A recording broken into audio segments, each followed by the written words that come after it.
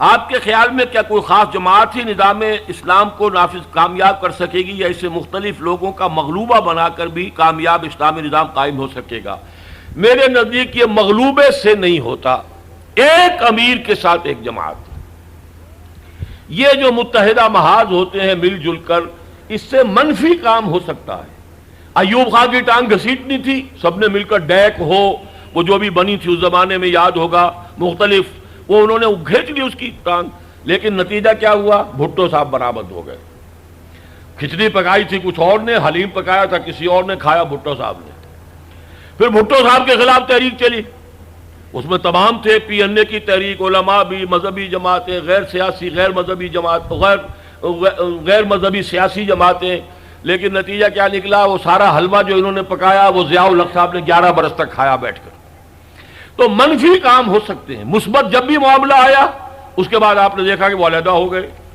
جماعت اسلامی اور جمعیت علماء پاک اسلام وہ ان کے ضیاء الحق صاحب کے ساتھ جو ہیں ان کی وزارت کے اندر آ گئے، باقی ان کے باہر رہے، خلاف شروع ہو گئی۔ تو مثبت کام ہوتا ہے ایک جماعت سے جو ایک امیر کی قیادت میں ہو۔ اسلامی انقلاب کے تکمیل کے لیے تمام دینی جماعتیں اجتماعی طور پر کوشش کیوں نہیں کرتی؟ میں نے تو اس کا جواب دے دیا ہے آپ کو۔ ایک قیادت، جماعتیں جو ہیں وہ کسی، جیسے قاضی حسین احمد صاحب کہتے ہیں ہم نے متحدہ محاذوں کا تجربہ بہت کر لیا، اب ہم نہیں کریں گے، اس لیے کہ وہاں قیادت کا جھگڑا ہی ختم نہیں ہوتا۔ میں نے بھی ایک تجربہ کیا تھا متحدہ شریعت محاذ، جبکہ وہ جنیدو صاحب وزیر اعظم ہوتے تھے اور مولانا سمیع الحق صاحب نے اور قاضی عبداللطیف صاحب نے ایک نفاذ شریعت جو ہے بل پیش کیا تھا سینٹ میں، تو اس میں ہم بھی شریک ہو گئے تھے۔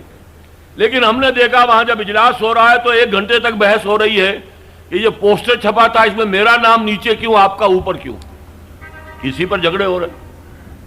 تو یہ کام جو ہے وہ تو ایک قیادت پر، جب تک اپنے نفس کو آدمی نہ مارے کہ ٹھیک ہے اس شخص کے ہاتھ میں نے ہاتھ دیا، ہم نے اس پر اعتماد کیا ہے، اب جب وہ یہ کرے گا ہم چلیں گے ساتھ، اس وقت تک یہ کام نہیں ہو سکتا۔ اللہ تعالیٰ آپ کو آپ کی محنتوں کی جزا اور کامیابی عطا فرمائے۔ اپنے مجودہ نظام خلافت و حکومت میں موجودہ بینکاری نظام کا متبادل نظام کا خاکہ آپ کے ذہن میں کیا ہے؟ بہت صحیح ہے یہ بات۔ متبادل نظام مزاربت اور مشارکت کی بنیاد پر ہوگا، اور اس کے لیے میں آپ کو بتا دوں خود نواز شریف صاحب پھنس گئے۔ جب ہم نے یہ مطالبہ کیا تھا کہ دستور میں ترمیم کرو، ساتھ ہی 5واں مطالبہ یہ تھا کہ سودی غیر سودی جو ہے نظام بینکنگ کا فوراً نافذ کرو، اور جو بھی فیڈرل شریعت کورٹ کا فیصلہ تھا اس کے خلاف جو تم نے اپیل کر رکھی ہے وہ اپیل واپس لو اور تھوڑی سی مہلت لے کر اور وہ نظام قائم کرو۔ اس نظام کا ایک نقشہ پہلے پیش کر چکی ہے اسلامک آئیڈیالوجی کاؤنسل۔ اس نظام کا ایک نقشہ ضیاء الحق کے زمانے میں خود جو اسٹیٹ بینک کا گورنر ہے وہ بھی پیش کر چکا ہے، اور اب نواز شریف صاحب نے ایک نئی کمیٹی بنا دی تھی، راجہ ظفر الحق صاحب اس کے سربراہ تھے، اس کمیٹی نے بھی ایک نظام بنا دیا ہے اور پیش کر دیا ہے۔ اب پھنسے ہوئے نواز شریف صاحب۔ راجہ ظفر الحق صاحب سے ہم نے پوچھا، ہم نے کہا صاحب یہ کمیٹی یہ حاضر ہے، یہ رپورٹ ہم نے یہ محنت کی ہے، بلکہ میں نے سنا انہوں نے یہ بھی کہا کہ میں نے تو جتنا کام اس پر کیا ہے، اس کے بعد انہیں کوئی تکلیف بھی ہوئی ہے، قلب کا عارضہ بھی ہوا ہے، کہ میں نے اپنی صحت کا رسک لے کر یہ کام کیا ہے۔ اب کیا کرنا؟ کچھ پوچھتے ہیں نواز شریف صاحب اب کرنا کیا ہے، اس کا کرنا کیا، اس کی تنفیذ کرنی ہے، لیکن وہ ہڈی ان کے حلق میں پھنسی ہوئی ہے، اور اس تقریر میں بھی جیسا کہ میں نے کہا انہوں نے ذکر نہیں کیا ہے۔ تو واقعہ یہ ہے کہ یہ آسان کام نہیں ہے، لیکن یہ نہیں کہہ سکتے کہ کوئی نظام نہیں ہے۔ ان کی اپنی کمیٹی جو نظام نافذ بتا چکی ہے، اگرچہ جیسا کہ میں نے آپ سے عرض کیا تھا دور فقہ جو دور ملوکیت میں بنی تھی، تھوڑا سا سود اس میں داخل ہو گیا ہے، لیکن تھوڑا سا ہے، 80% سود تو نکل جائے گا نا۔ جو بھی یہ نظام بنائیں گے اس فقہ کے تحت اس میں 80% سود تو نکل جائے گا، اس لیے ہم کہتے ہیں کہ وہ جو بھی راجہ ظفر الحق صاحب کی کمیٹی کی رپورٹ ہے اسے نافذ کرو۔ اظہر گوندل صاحب کارکن جماعت اسلامی تحصیل بھلوال، جہاد کشمیر کے بارے میں آپ کی کیا رائے ہے؟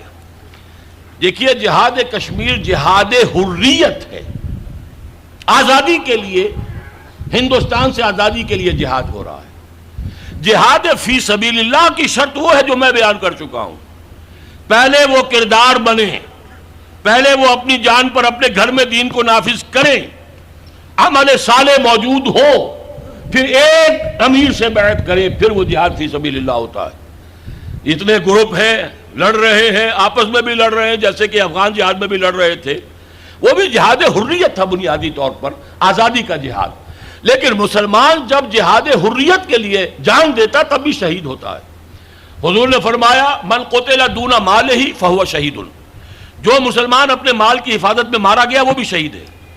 ڈاکوؤں نے حملہ کیا، آپ کے لیے دو راستے، یا تو کہہ دیں بابا لے جاؤ جو کچھ ہے، ہماری جان بخشی کر دو۔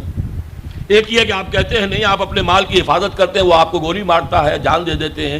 آپ نے اپنے مال کی حفاظت کے لیے، کوئی دین کا مسئلہ تو نہیں ہے، اپنے مال کی حفاظت کے لیے جان دی، آپ شہید ہیں۔ تو اپنی آزادی کے لیے جان دیں گے تو شہید ہوں گے، لیکن وہ شہادت اور ہے۔ ویسے تو یہ حیضے میں مرنے والوں کو بھی شہید کہا، حادثے میں مرنے والوں کو بھی شہید کہا ہے، ڈوب کر مرنے والوں کو، یہ شہید تو ہے۔